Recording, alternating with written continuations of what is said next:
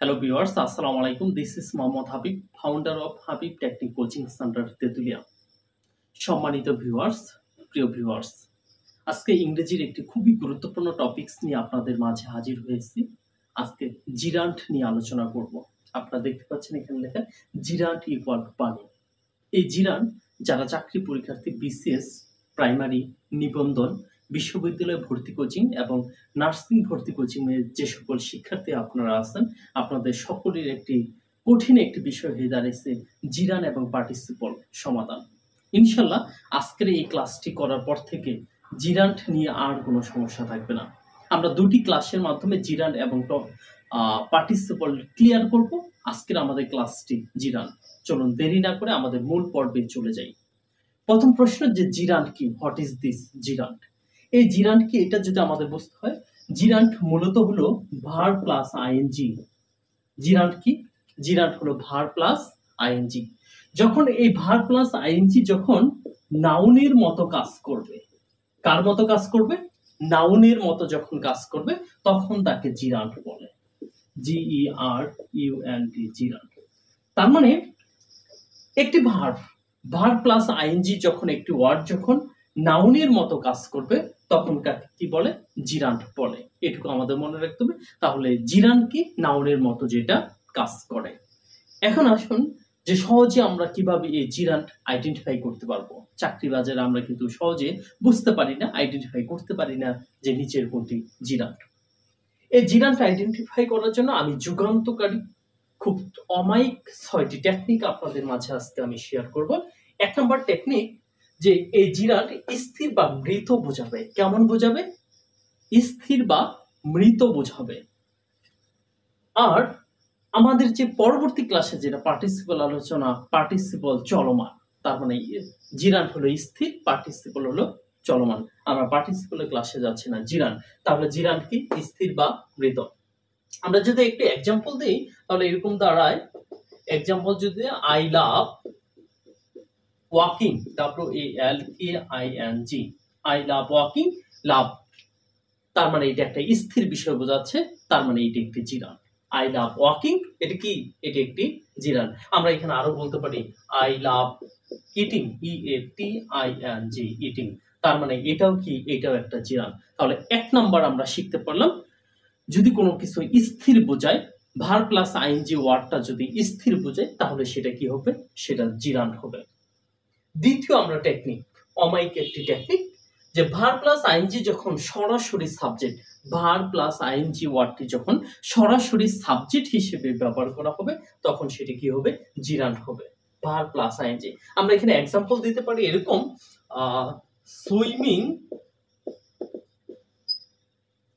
is a good exercise, EXERCISE, তার মানে swimming is a good exercise. তার মানে যে সরাসরি এই ভার প্লাস আইএনজি ওয়ার্ডটা কি হয়েছে? সরাসরি সাবজেক্ট হিসেবে কি হয়েছে? ব্যবহার হয়েছে। তার মানে সুইমিং এটা কি? এটা একটি জিরান্ট। আমরা কিন্তু আরো এক্সাম্পল বলতে পারি। আমরা বলতে পারি working in the, WORKING, working in the morning, MORNING, morning is good for health, good for health, HEALTH। আমরা কিন্তু এখানে বুঝতে পারলাম যখন ভার প্লাস আইএনজি যখন সরাসরি কি হিসেবে ব্যবহার হবে? সাবজেক্ট হিসেবে ব্যবহার হবে। অবশ্যই আজকে ক্লাসটি কিন্তু খাতা এবং কলম নিয়ে বসতে হবে এবং আপনারা প্রায় স্ক্রিনশট দিয়ে নেবেন, যেটা পরবর্তীতে কাজে লাগবে। তার মানে আমরা 2 নাম্বার শিখলাম, ভার প্লাস আইএনজি যখন সরাসরি সাবজেক্ট হিসেবে কাজ করবে তখন তার নাম gerund. Example, swimming is a good exercise, সাঁতার একটি ভালো ব্যায়াম, ভার প্লাস আইএনজি সাবজেক্ট হিসেবে ব্যবহার হয়েছে মানে নাউন। এবং ওয়ার্কিং ইন দ্য মর্নিং, সকালে হাঁটা, ইজ গুড ফর হেলথ, তার মানে সকালে কাজ করা স্বাস্থ্যের জন্য উপকারী। ইনশাআল্লাহ আশা রেখে আমরা বুঝতে পারছি। এবার আসেন 3য় নাম্বার, প্রিপজিশনের পরে ভার প্লাস আইএনজি যদি থাকে তাহলে অমায়িক একটি টেকনিক, যে প্রিপজিশনের পর যদি ভার প্লাস আইএনজি থাকে তাহলে সেটা কি হবে? তাহলে সেটা জিরান্ট হবে। তারপর আমরা এখানে এক্সাম্পল কিছু লিখতে পারি। প্রিপজিশনের পরে ভার্বের সাথে আইএনজি যদি থাকে তখন সেটা কি হয়ে যাবে? তখন সেটা জিরান্ট হয়ে যাবে। আমরা দিতে পারি by working, hard, HARD, hard, you can prosper, you can prosper, prosper. সুন্দর একটি এক্সাম্পল আমরা বুঝতে পারলাম। এই বাই কি, বাই কিন্তু প্রিপজিশন। প্রিয় ভিউয়ার্স, বাই কি, বাই একটি প্রিপজিশন। তার মানে এই প্রিপজিশনের পরে ভার্বের সাথে আইএনজি আছে, তার মানে এটি একটি জিরান্ট। প্রিপজিশনের পরে ভার্বের সাথে আইএনজি আছে, এটি একটি কি, জিরান্ট। আমরা সহজেই কিন্তু আমরা কি করতে পারবো, আইডেন্টিফাই করতে পারবো। আমরা আরো এক্সাম্পল দিতে পারি। এখানে I have no objection, objection, I have no objection আমরা দিতে পারি টু, কিংবা দিতে পারি আমরা ব্যবহার করতে টু ওয়াকিং, WALKING। তার মানে I have no objection to walking. আমরা ইনশাআল্লাহ বুঝতে পারছি এখানে হলো টু একটি প্রিপজিশন। টু কি, প্রিপজিশন। তার মানে যে প্রিপজিশনের পরে ভার্বের সাথে যদি আইএনজি থাকে, প্রিপজিশনের পরে ভার্বের সাথে যদি আইএনজি থাকে, তাহলে সেটা কি হবে, তাহলে সেটা জিরান্ট হবে ইনশাআল্লাহ। পরেরটাতে আমরা পসেসিভ। পসেসিভের পরে যদি ভার্ব প্লাস আইএনজি থাকে, পসেসিভের পর যদি ভার্ব প্লাস আইএনজি থাকে, তাহলে সেটা কি হবে, সেটা হলো জিরান্ট। পসেসিভ কি, পসেসিভ আমরা সহজে বুঝতে পারি র বিশিষ্ট, যেমন my, your, our, his, her, its, এগুলো হলো কি পসেসিভ। এই পসেসিভের পরে যদি, পসেসিভের পরে যদি ভার্ব প্লাস আইএনজি থাকে, তাহলে সেটা কি হবে, সেটা জিরান্ট হয়ে যাবে। পসেসিভের পরে যদি ভার্ব প্লাস আইএনজি থাকে, তাহলে সেটা কি হবে, তাহলে সেটা জিরান্ট হবে। আমরা এখানে এক্সাম্পল দিতে পারি। হি insisted on my going, on my going. এই মাই কি, মাই হলো পসেসিভ, মাই কি পসেসিভ। আর পসেসিভের পরে ভার্বের সাথে আইএনজি, তার মানে এটি জিরান্ট।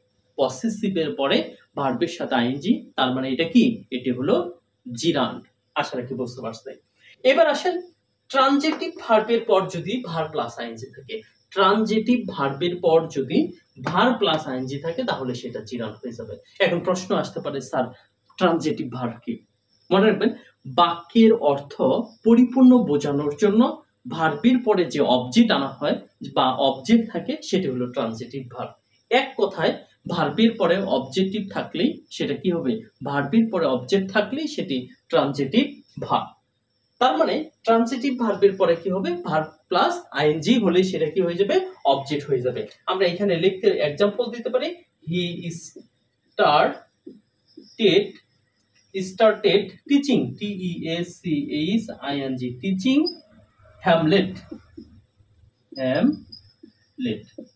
তার মানে হি started teaching Hamlet। তার মানে এই started ট্রানজিটিভ ভার্বের পরে কি আছে, ভার্ব প্লাস আইএনজি আছে, তার মানে এটি জিরান্ট। তার মানে কি, এটা জিরান্ট। কত সহজে আমরা আইডেন্টিফাই করতে পারতেছি। আমরা এখানে আরো এক্সাম্পল দিতে পারি। এরকম এক্সাম্পল দিতে পারি এখানে, হি started doing math, MATH, তার মানে এই যে ডুইং, এটি কি, এটি একটি জিরান্ট। হি started doing math। তার মানে এখান থেকে আমরা বুঝতে পারলাম ট্রানজিটিভ ভার্বের পরে যদি ভার্ব প্লাস আইএনজি ফর্ম থাকে, তাহলে সেটি কি হয়ে যাবে, সেটি জিরান্ট হয়ে যাবে। আমাদের আজকের লাস্ট আমাদের টেকনিকটা যে অ্যাডজেক্টিভের পরে ভার্ব প্লাস আইএনজি হবে, অ্যাডজেক্টিভের পরে ভার্ব প্লাস আইএনজি হবে। এখন প্রশ্ন হলো, sir what is this adjective? Adjective কি? মনে রাখবেন, যে ওয়ার্ড দ্বারা দোষ, গুণ, অবস্থা, পরিমাণ, সংখ্যা ইত্যাদি বোঝায় তাকে অ্যাডজেক্টিভ বলে। যেমন আমরা বলি বিউটিফুল, শেষে ফুল আসছে। আমাদের এইগুলো কিছু বোঝার জন্য কিছু ওয়ার্ডের শেষে কয়েকটি সিম্বল আছে। যেমন কোন ওয়ার্ডের শেষে যদি able, ible, ful, less, ish, an, ate, ary, al, আস ইত্যাদি লেখা থাকে, তাহলে সেটি অ্যাডজেক্টিভ হবে। যেমন এক্সাম্পল দিতে পারি বিউটিফুল, বিউটিফুলের শেষে কি আছে, ফুল আছে, তার মানে এটি একটি অ্যাডজেক্টিভ। ওয়ান্ডারফুল, নাইসফুল, কিন্তু আবার সাইফুল হবে না, যদি সাইফুলের শেষে ফুল আছে, সেটা প্রপার নাউন। আমরা সেদিকে যাচ্ছি না। তার মানে অ্যাডজেক্টিভের পরে কি হবে, ভার্ব প্লাস আইএনজি যদি থাকে, তাহলে সেটা কি হয়ে যাবে, সেটা জিরান্ট হয়ে যাবে। আমরা এক্সাম্পল দিতে পারি, কি দেই, ক্রিকেট, ক্রিকেট খেলা নিয়ে একটা দেই, CRICKET, cricket enjoy cricket enjoy a huge following. আশা রাখি আপনারা বুঝতে পারছেন। এই হিউজ, এটা কি? হিউজ দ্বারা পরিমাণ বোঝায়, তার মানে এটি একটি অ্যাডজেক্টিভ। আর এই অ্যাডজেক্টিভের পরে ভার্ব প্লাস আইএনজি আছে, তার মানে এটা জিরান্ট। কারণ আমাদের নিয়মটি ছিল যে অ্যাডজেক্টিভের পর যদি ভার্ব প্লাস আইএনজি থাকে তাহলে সেটা কি হয়ে যাবে? তাহলে সেটা জিরান্ট হয়ে যাবে। আর এই হিউজ কি? হিউজ হলো কি? একটি অ্যাডজেক্টিভ। সম্মানিত ভিউয়ার্স, প্রিয় ভিউয়ার্স, আজকের এই ক্লাসটি যদি শুরু থেকে শেষ পর্যন্ত দেখেন, জীবনে আর কখনো জিরান্ট আইডেন্টিফাই ভুলবেন না। দেখা মাত্র, কোশ্চেন দেখা মাত্র আপনি কোনটি জিরান্ট আপনি ইনশাল্লাহ বুঝতে পারবেন এবং করতে পারবেন। আশা রাখি জিরান্ট আপনার লাইফে একটি সেরা ক্লাস। এখন একবার আমরা এটা একটু রিপিট করতে চাই, ইনশাল্লাহ আপনারা মনোযোগ দিয়ে শুনুন। যে জিরান্ট কিভাবে বুঝবো? 1 নম্বর, স্থির বা মৃত বোঝাবে। স্থির বা মৃত যদি বোঝায়, সেই ভার্ব প্লাস আইএনজি ওয়ার্ডটি যদি স্থির বা মৃত বোঝায় তাহলে সেটা অ্যাডজেক্টিভ। দ্বিতীয়, ভার্ব প্লাস আইএনজি যখন সরাসরি সাবজেক্ট বা অবজেক্ট হিসেবে ব্যবহার হবে তখন সেটা নাম হলো কি? জিরান্ট। সাবজেক্ট অথবা অবজেক্ট হিসেবে ব্যবহার হয়। তৃতীয় নম্বর, প্রিপজিশনের পর যদি ভার্ব প্লাস আইএনজি থাকে, প্রিপজিশনের পর যদি ভার্ব প্লাস আইএনজি থাকে, আমাদের এক্সাম্পল ছিল by working hard you can prosper. By হলো একটি প্রিপজিশন, তার মানে এই প্রিপজিশনের পরে ভার্বের সাথে আইএনজি, তার মানে সেটা একটি জিরান্ট। তারপর পসেসিভের পর verb plus ING, he insisted on my going. My হলো পসেসিভ, পসেসিভের পর ভার্ব প্লাস আইএনজি আছে, তার মানে এটি জিরান্ট। 5 নম্বর টেকনিক ছিল ট্রানজিটিভ ভার্বের পর, ট্রানজিটিভ ভার্ব যে ভার্বের অবজেক্ট থাকে, তার মানে হি স্টার্টেড টিচিং হ্যামলেট। তার মানে এই ট্রানজিটিভ ভার্বের পরে ভার্বের সাথে আইএনজি আছে, তার মানে এটি জিরান্ট। সর্বশেষ ছিল অ্যাডজেক্টিভের পর যদি ভার্ব প্লাস আইএনজি থাকে, তার মানে cricket enjoy a huge following. তার মানে এই হিউজ পরিমাণ, এই হিউজ এটা হলো একটি অ্যাডজেক্টিভ ওয়ার্ড, আর এই অ্যাডজেক্টিভের পর ভার্ব প্লাস আইএনজি আছে, তার মানে এটি জিরান্ট। আশা রাখি আজকে ক্লাসটা আপনারা বুঝতে পারছেন।